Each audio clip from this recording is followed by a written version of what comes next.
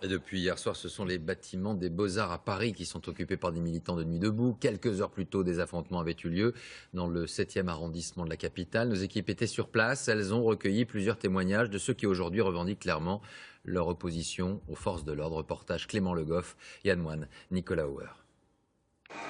La manifestation parisienne vient de s'élancer hier. Très vite, plusieurs groupes remontent le cortège avec un slogan.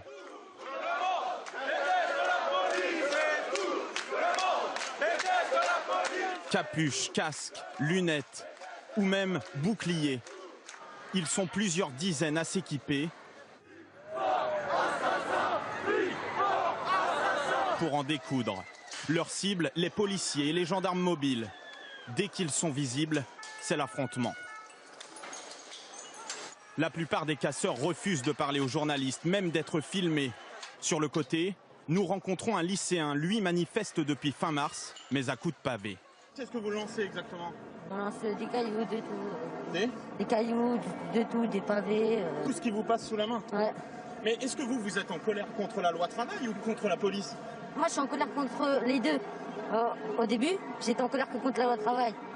Mais après, vu toute la répression qu'on se tape tous les jours systématiquement, et même dans les banlieues, puisque moi je viens des banlieues, quand il n'y a pas de flic, il n'y a pas de violence. Vous avez quel âge, vous? Moi, aujourd'hui, j'ai 15 ans et demi. 15 ans et demi? La grande majorité de ces casseurs a moins de 30 ans. Et ils viennent de plusieurs horizons. On voit bien qu'il y a une nébuleuse. Il y a une nébuleuse de gens qui viennent de plusieurs milieux, avec tous une caractéristique, ce sont tous des extrémistes. Mais on peut retrouver des anarchistes, des zadistes, des altermondialistes, des gens d'extrême gauche, des anticapitalistes. Et c'est tous ces mouvements qui s'agrègent et qui se renforcent les uns les autres.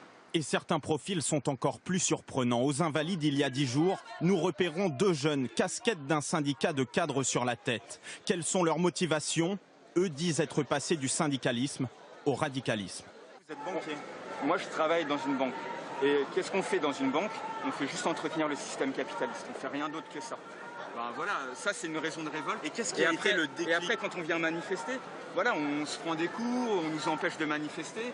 Bah, voilà, mais là, vous aviez déjà été violent lors de manifestations avant? Non, là, ça y est, c'est nouveau, quoi. Mais vous avez passé un cap. C'est comme une prise de conscience, un peu. Oui. C'est la loi qui nous a fait passer un cap. Hein. Enfin, en tout cas, c'est les CRS, c'est le gouvernement, c'est l'État, là. Avec la violence qu'ils ont voulu mettre dans ces manifestations. À la CFE-CGC, ils savent que vous faites partie des casseurs? Je sais pas ça. Moi, on en parle à des collègues. Hein. Retour aux affrontements d'hier. Deux casseurs acceptent de nous parler à visage caché. La manifestation vient de se terminer. Nous, on jette 3 pétards et 2 pavés. Et toute la protection qu'ils ont, ça leur fait pas grand-chose. Mais en pleine interview... Mais arrêtez. On est journalistes. On est journalistes. Ils sont interpellés. Et notre équipe subit un contrôle d'identité musclé. Le signe d'une tension croissante chez les forces de l'ordre depuis plusieurs semaines.